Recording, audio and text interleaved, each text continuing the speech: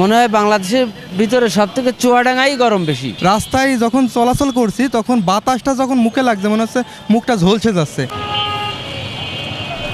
বাংলাদেশে ৭৫ বছরের রেকর্ড ভেঙে এবার সব থেকে দীর্ঘ তাপপ্রবাহ চলমান রয়েছে।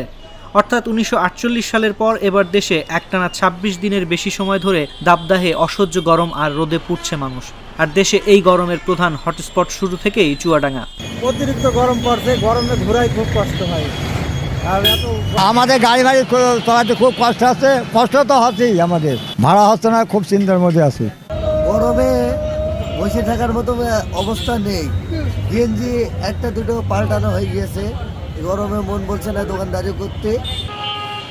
চলতি মৌসুমের সর্বোচ্চ তাপমাত্রা ৪২.৭ ডিগ্রি সেলসিয়াস তাপমাত্রা ও শুক্রবার এই চুয়াডাঙ্গাতেই রেকর্ড করা হয়েছে।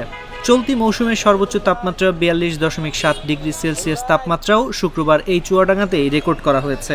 বর্তমানে ৪০ থেকে ৪২ ডিগ্রি সেলসিয়াস তাপমাত্রার রেকর্ড এ জেলাবাসীর কাছে স্বাভাবিক ব্যাপার হয়ে দাঁড়িয়েছে। বাংলাদেশের দক্ষিণ পশ্চিমাঞ্চলের জেলা চুয়াডাঙ্গায় গত ২০ বছরের বেশি সময় ধরেই শীত গরমের সর্বোচ্চ ও সর্বনিম্ন তাপমাত্রার রেকর্ডও হয়ে আসছে। এর আগে ২০১৪ সালের ২১ মে এই জেলার তাপমাত্রার সর্বোচ্চ ৪৩.২ ডিগ্রি সেলসিয়াস ও ২০০৩ সালে সর্বনিম্ন ৪.৩ ডিগ্রি সেলসিয়াস তাপমাত্রা রেকর্ড করার কথা জানা যায়। আপাতত চুয়াডাঙ্গা জেলার উপর দিয়ে তেমন কোনো বৃষ্টিপাতের সম্ভাবনা নেই। ধারণা করা হচ্ছে যে আগামীতে যে পূর্বাভাস আছে তাতে ২৬-২৭ তারিখের পরে যে তাপমাত্রা গত কয়েক বছরের রেকর্ড ভেঙে নতুন রেকর্ড গড়তে পারে। বৃষ্টিপাত না হওয়া পর্যন্ত এরকম তাপপ্রবাহ বয়ে যেতে পারে।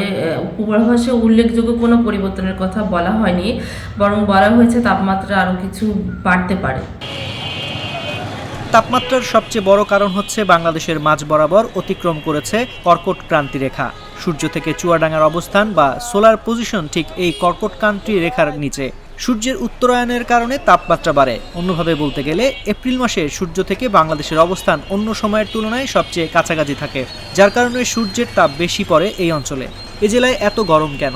এ নিয়ে চুয়াডাঙ্গায় প্রথম শ্রেণীর আবহাওয়া পর্যবেক্ষণাগারের জ্যেষ্ঠ পর্যবেক্ষক রকিবুল হাসানের সঙ্গে কথা হয় জাগো নিউজে। তাপমাত্রা এভাবে চলতে থাকলে যদি বাতাসের আর্দ্রতা বেশি থাকে সেক্ষেত্রে অসহ্য যন্ত্রণা শুরু হয়ে যাচ্ছে, আর যদি তাপ আর্দ্রতা একটু কম থাকে সেক্ষেত্রে একটু সহনীয় পর্যায়ে থাকে।